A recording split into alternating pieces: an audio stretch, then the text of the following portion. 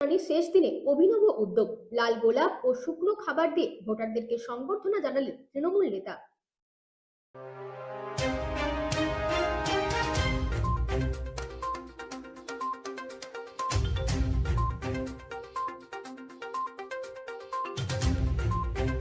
উত্তর ২৪ পরগনা জেলার বসিরহাট মহকুমার হাড়োয়া বিডিও অফিসে শুনানির শেষ দিনে আসা ভোটারদেরকে লাল গোলাপ এবং মিষ্টিমুখ করালেন তৃণমূল নেতা।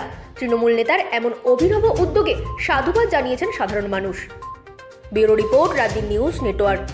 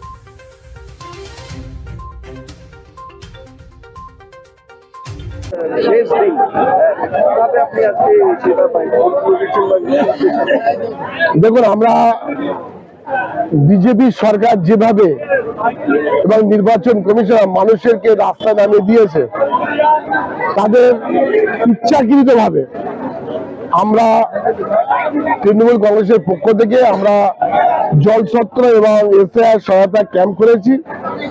সেখানে আমরা প্রতিদিনের মতন চা, বিস্কুট, ললিপপ, ক্যাডবেরি সবকিছু দিয়ে থাকি। আজকে আমাদের লাস্ট হিয়ারিং, তাই আজকে বিশেষ করে রোজ ডে আমরা প্রতিটি হিয়ারিং এ যারা এসছে তাদেরকে একটা করে গোলাপ, একটা কেক এবং জলের পট দিয়েছি।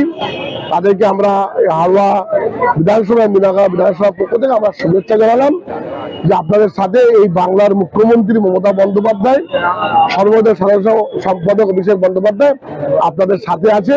এটা বিজেপির চক্রান্ত আমরা নস্যাৎ করার প্রতিজ্ঞা নিয়েছেন আমাদের দিদি মমতা বন্দ্যোপাধ্যায়। আপনারা সুপ্রিম কোর্টে দেখেছেন একজন বাংলার মুখ্যমন্ত্রী তিনি কিভাবে আমাদের জন্য তিনি সওয়াল করেছেন। তো আমরা খুবই আনন্দিত যে বাংলার মুখ্যমন্ত্রী আমাদের পাশে এবং অভিষেক বন্দ্যোপাধ্যায় আমাদের পাশে আছে।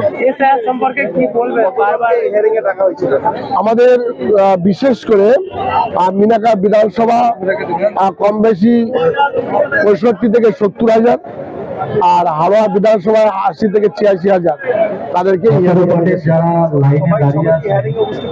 হ্যাঁ সবাই হিয়ারিং উপস্থিত হতে হবে। তো নাহলে তো বিজেপি এই চক্রান্তের শিকার করে কাউকে মায়ানমারে পাঠিয়ে দেবে, কাউকে বাংলাদেশে পাঠিয়ে দেবে, এই পরিকল্পনা। এটা বিজেপির একটা নোংরা রাজনীতি, তার মোকাবেলা আমরা সকলে প্রস্তুত।